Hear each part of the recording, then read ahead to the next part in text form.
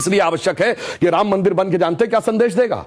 दुनिया का इतिहास भरा पड़ा है कि भाई भाई की गर्दन काट के गद्दी पे बैठा, बेटा बाप को मार के गद्दी पे बैठा। यह दुनिया को एक संदेश देगा कि एक ऐसा भी महापुरुष है, एक ऐसे भी भगवान है, एक ऐसी महान संस्कृति है जहां पिता के एक वचन के लिए संपूर्ण राज्य छोड़कर बेटा जंगल में चला जाता है। जहां जिसको राज मिलने वाला होता है वो खड़ाऊ रख के शासन करने लगता है, दूसरा भाई जंगल में चला जाता है। यह संदेश देगा।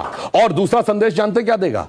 आज दुनिया में देखिए क्या है, रशिया ने यूक्रेन पर अटैक किया हुआ है, हमास ने इजराइल पर अटैक किया हुआ है, चाइना ने पहले तिब्बत को एक्वायर किया, अब ताइवान के ऊपर नजर है, कुवैत को इराक ने कैप्चर कर लिया। एनेक्सेशन, सब्जुगेशन एंड डोमिनेशन, पूरी दुनिया में कॉन्फ्लिक्ट है। भगवान राम ने क्या संदेश दिया? जब लंका को जीता, क्या एनेक्सेशन किया, अपने राज्य में लाया? नहीं। उसका सब्जुगेशन किया, कोई अपना डिप्यूटी अपॉइंट किया? नहीं। उसका कोई डोमिनेशन किया कि कोई उससे ट्रीटी रिक्वायर? नहीं। कहा भाई अपने अपने धर्म का पालन करो, बस हम इतने ही में करते हैं। तो पूरी दुनिया को जियो पॉलिटिकल संदेश अगर कोई देगा तो वो ये देंगे। और मैं एक बात और कहना चाहता हूं, जो आपने कहा राम शब्द का अर्थ जानते क्या है? रम धातु से बना है। जैसे आपने हिंदी में और संस्कृत में शब्द सुना होगा रमणीक स्थान, रमता जोगी, यानी जिसमें चीज सेटल हो। राम शब्द का संस्कृत में अर्थ है रमन्ते इति रामः, अर्थात वह एलिमेंट जिसमें संपूर्ण संसार सेटल्ड है। और वो एलिमेंट का संघर्ष किससे है? दशानन से, 10 मुख वाले रावण से, उसकी 10 इंद्रियों की बहिर्मुखी पिपासा से। और राम उत्पन्न कैसे होंगे? राम के पिता क्या नाम है? दशरथ।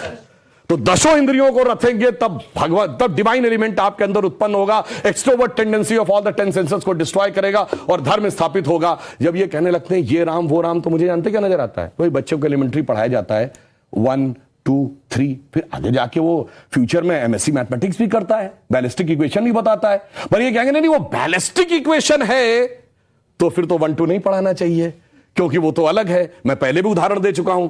4 - 3 = 1 होता है। आप सब ने जब क्लास 2nd 3rd में एडिशन सब्ट्रैक्शन सीखा, अगर आप 3 - 4 करते टीचर डांट देती थी, बेवकूफ ये नहीं पता कि 3 - 4 नहीं हो सकता। पर 3 - 4 होता है -1। ये बताएंगे -1 का स्क्वायर रूट होता आई, जो सारी बैलिस्टिक इक्वेशंस का मेन अंग।